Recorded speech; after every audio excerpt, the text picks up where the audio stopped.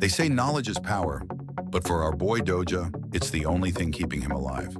When reality suddenly twists into the exact apocalypse he once thought was fiction, he becomes the sole person on Earth who knows how this nightmare is supposed to unfold.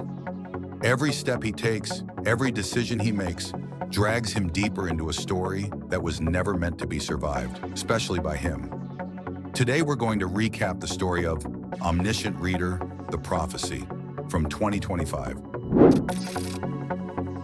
The movie begins with a summary of a once popular Korean web novel titled 3 Ways to Survive the Apocalypse. It dominated online fiction for years, releasing over 1,000 chapters, but now only one reader remains. That final reader is Kim Dokja, who started the novel back in middle school and continued reading it into adulthood. Inside the story, the protagonist Yoo Jung-hyuk survives a collapsing world controlled by higher beings. His team members die throughout the journey, but he keeps fighting to grow stronger. Dokja admired this perseverance, and rereading the novel helped him cope with years of bullying in high school. After graduating, Dokja attended an average university, worked low-level jobs, and eventually secured a temporary position at a major company. Today marks the end of both his one-year contract and the final chapter of the novel. After finishing his shift, he reads the ending and feels frustrated that Yoo Jung-hyuk is the only one who survives. Dokja sends a message to the author, expressing his disappointment. While riding the train home, he runs into his former co-worker, Sae, whose temporary contract also ended. Their conversation is cut short when their boss boards the train. He continues harassing Sae despite her clear discomfort, but he leaves at the next stop. Right after that, Dokja receives a reply from the author. The message thanks him for staying until the end and reveals that he was the only reader left. The author adds that if Dokja dislikes the ending so much, he should try creating his own when the service begins at 7 p.m. Suddenly, the train shakes and comes to a full stop.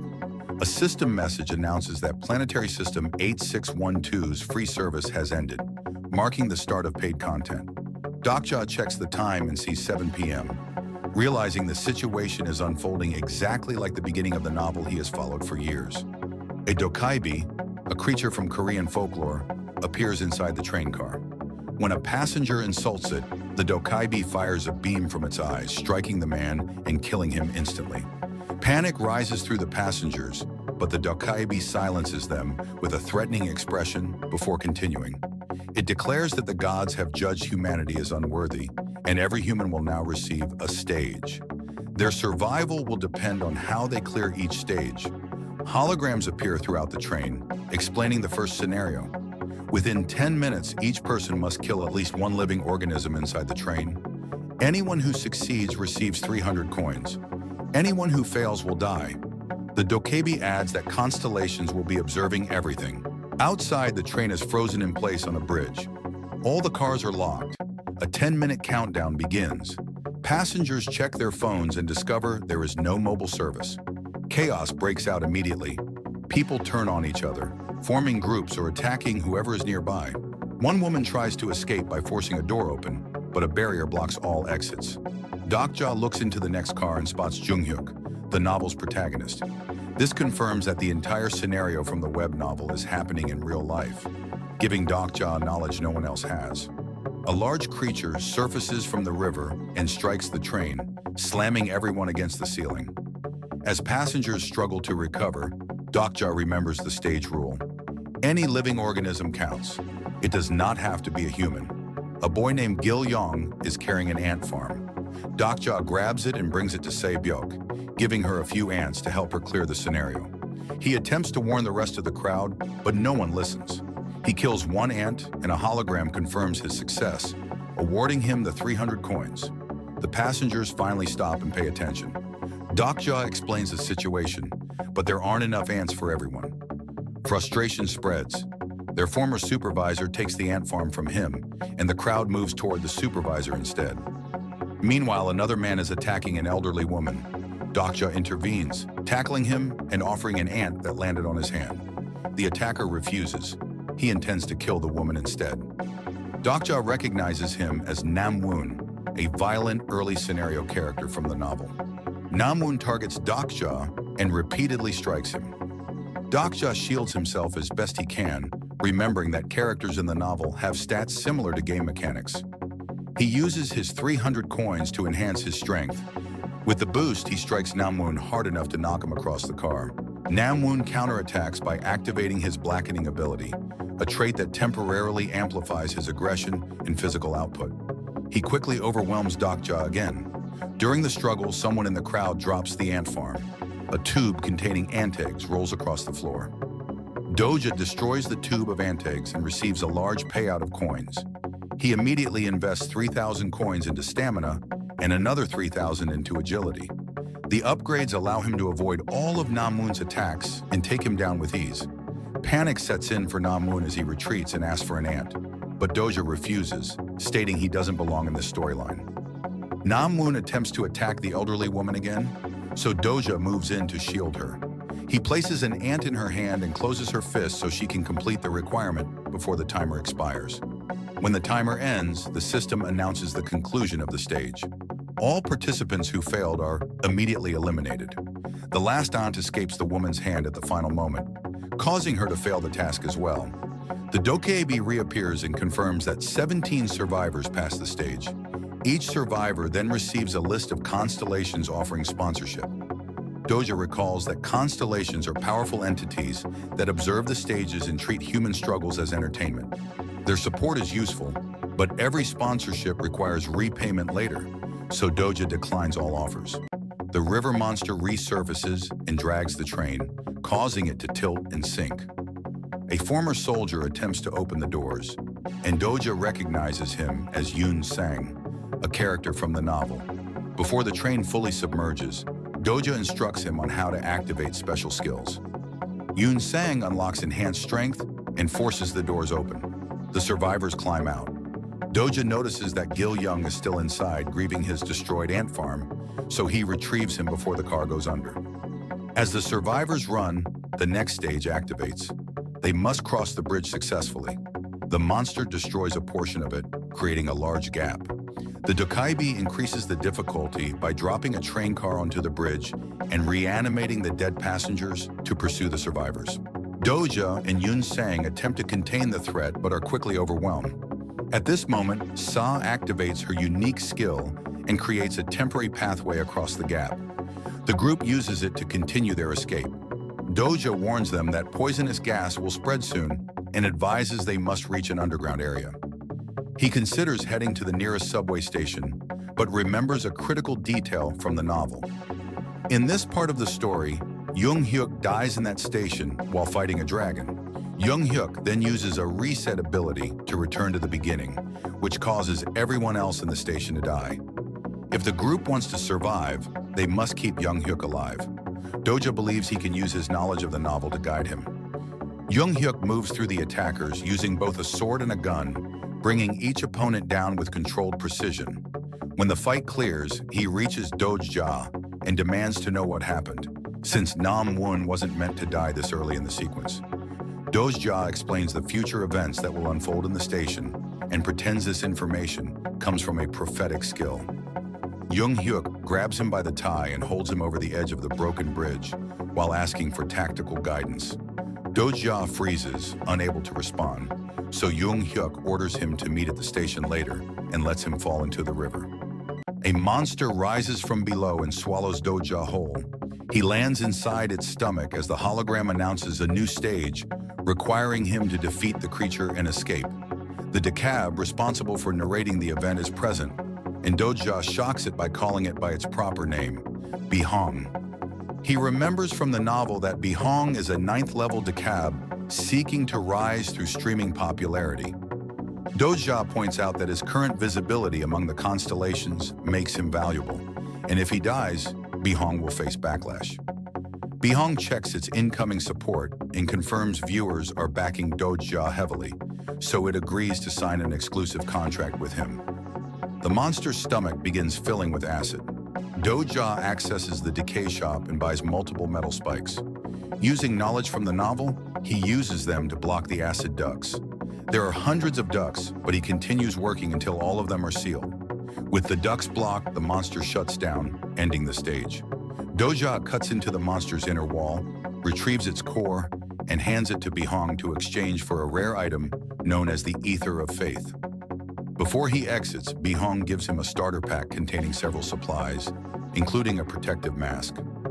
Dokja puts it on before stepping outside, where poisonous gas has already begun to spread. He collapses near the shore as multiple constellations send sponsorship offers. He disables the alerts to avoid distractions. After recovering, Dokja enters a store to find food and discovers 3 girls inside, 2 already deceased and 1 barely conscious. A monster suddenly crashes through the window, forcing Dokja to grab the surviving girl and carry her out. The creature pursues him down the street, destroying obstacles as it moves. Dokja manages to reach the subway entrance and shuts the gate just before the monster collides with it.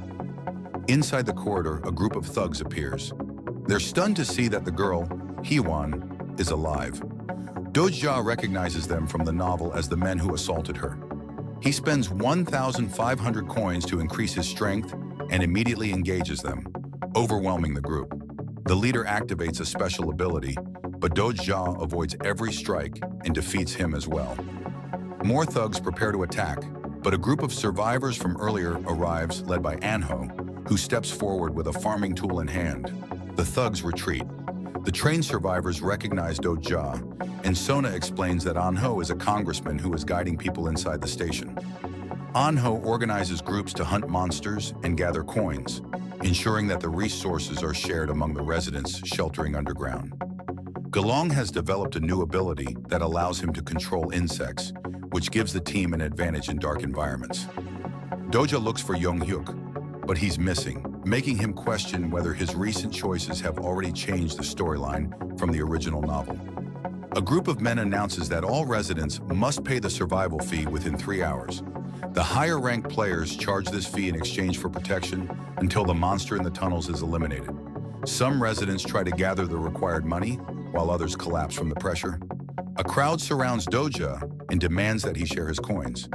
Inho steps forward and admits he started the rumor, assuming Dokja was wealthy because of how he fought earlier. He apologizes and asks Dokja to help the desperate residents. Dokja refuses, remembering that Inho becomes a villain in the novel.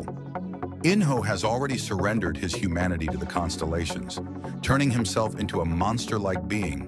The crowd becomes more aggressive, so Dokja decides that instead of giving out coins, he will clear the stage. He builds a makeshift weapon using scraps, and the team enters the tunnel. Hwan explains that a group of thugs killed people for their coins, then pretended they earned the money by hunting monsters. Dokja recalls that she was originally meant to die in a store. The tunnel is pitch black, so Gelong summons a swarm of fireflies to illuminate the area. A large wave of monsters approaches, and a fast-paced battle begins. The team uses their weapons effectively and defeats most of the creatures. She discovers that her ability allows her to shoot web-like material, which she uses to attack. The final monster grabs her and drags her deeper into the tunnel. The group follows and finds Sa tied up at the tunnel's end. A hologram activates, identifying the area as the Ground Rat Shrine and instructing them to defeat the Warden of the Dark. A larger monster emerges. Dokja attacks first, but is thrown back by a force field. Yanung moves in and lands several hits, forcing the creature to retreat to the ceiling. The monster activates an illusion prison that traps targets in their worst memories. Hwan gets caught and relives the moment she and her friends were cornered by Inho's thugs. Dokja pulls her out in time. He then rushes to Gelong before he becomes trapped as well. Yanung is captured next and begins reliving traumatic events from his military past. Dokja attempts to break the illusion, but the barrier stops him, though the impact loosens some rocks. The monster summons additional creatures. Dokja calls Bong to open the shop and tries to purchase White Star Pure Energy, but he is 1,000 coins short. While he searches for another option, Hwan continues fighting the monsters and manages to leap onto the boss creature's back. Dokja continues eliminating creatures until he earns enough coins. He installs the White Star upgrade into his weapon, giving him a single high-impact strike. He follows Hwan's earlier move, jumps onto the boss creature's back, and delivers the critical blow that kills it. The remaining monsters retreat and the illusion around the area breaks, freeing Yansong from the mental trap. Dokja recalls from the novel that Yansong carries guilt from failing to save his team in the past. but he keeps that thought to himself. The group then checks the reward chest granted for completing the mission. Dokja receives 2 short swords. Yansong gets a gauntlet. Gilong receives a helmet that enhances his insect-related skill. So obtains a strange coat.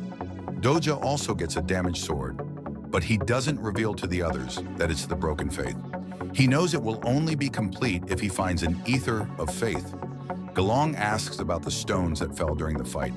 So Dokja explains they can trap a person in an illusion if eaten.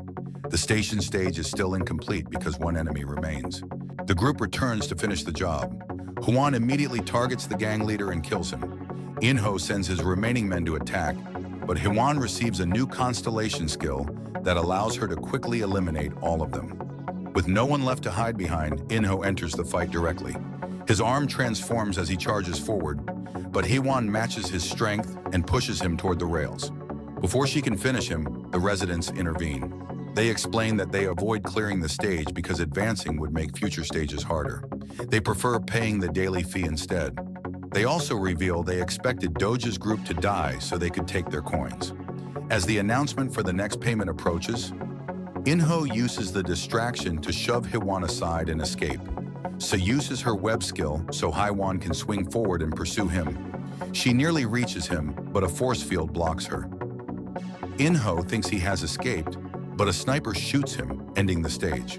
The sniper steps forward and identifies herself as G before collecting all of Inho's coins. The barrier prevents the team from leaving, so G explains that they only cleared the previous stage. During the chase, they entered a new section, and they must complete this one to exit. G leaves, and Dokja recognizes her as another major character, Young-hyuk's apprentice, and the only survivor from her class. Inside the station, the system announces that this area has 104 survivors and gives them 10 minutes to secure a green zone before monsters arrive. There are only 52 green zones, each barely large enough for one person. The shortage immediately causes fights as people struggle for space. A gang led by Pildu blocks off a VIP section and charges coins for access. Pildu has spent those coins on a security system that automatically shoots anyone who tries to enter without paying. Dokja instructs his team to split up and search for available green zones. G returns with a message from Young-hyuk, agreeing to work with Dokja only if Dokja separates from his group and survives the night alone. Dokja recalls a moment from high school when a friend covered for him by taking a hit from bullies, saying at least one of them should survive. Using his knowledge from the novel, Dokja moves to a location where a green zone has not activated yet. Bung appears and announces that several green zones will disappear while new ones will appear, increasing the difficulty. The area under Dokja activates, turning green. He tells his team to secure their own survival, but Huan chooses to fight the monsters instead. When the 10 minutes end, monsters flood the station and kill everyone not standing in a green zone. Dokja's group decides to support Huan. After a brief hesitation, Dokja joins them, predicting that new green zones will appear near the monster portals to increase the show's entertainment value. The group splits and heads toward those portals. On the main platform, the monsters continue killing survivors, but Dokja's team holds their ground using their skills. At one portal, Dokja sees Young-hyuk waiting, observing Dokja while he defends Gilong. The green zone here has 2 spaces, and Young-hyuk occupies one. He states that he will only fight the monster with Dokja if Dokja abandons Gilong. At the other portal, the rest of the team finds a green zone with 3 spaces and secures themselves. Dokja refuses to leave Gilong unprotected and places him beside Young-hyuk before running out of the safe zone. Dokja draws all the monsters toward himself. When they overwhelm him, he consumes a glowing rock, pulling his mind into an illusion prison and protecting his physical body from the beasts. Inside the illusion, he relives the day he was pressured into fighting his best friend for the entertainment of bullies. He won that fight and later learned his friend died by suicide, leaving Dokja with guilt he never resolved. He remembers how he always hated the novel's original ending, where Young-hyuk survived by sacrificing others.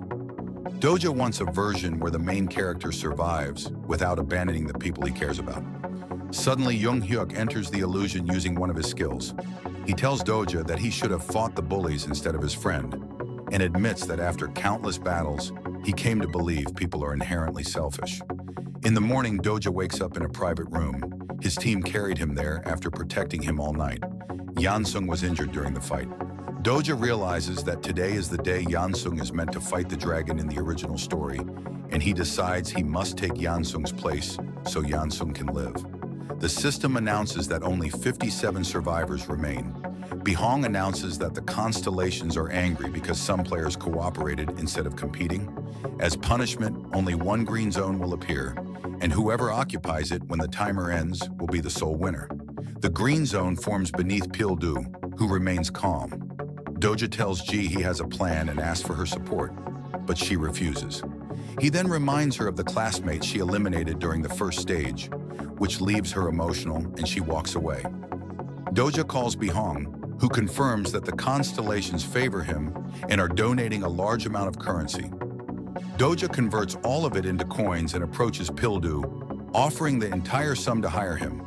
Pildu accepts the deal and steps aside, allowing Dokja to stand on the glowing square. Dokja immediately strikes the green zone with his sword.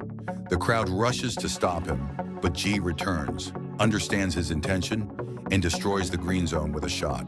The light disappears and Dokja points out that they could have survived earlier stages if they had cooperated from the start. He transfers the money to Pildu to complete their agreement and tells him to protect the group. Pildu opens the VIP zone to everyone and reveals the full arsenal he previously purchased for his defense system. When the monsters arrive, Pildu fires continuously, creating large piles of bodies near the portal. Some creatures break through his defenses, but Dokja, Sona, and Haiwan eliminate them quickly. The ground suddenly splits open, and a dragon emerges, killing people with bursts of fire. Jung-hyuk engages the dragon using his sword and firearm, landing several hits. The constellations disapprove of a high-level player being present and increase the stage difficulty.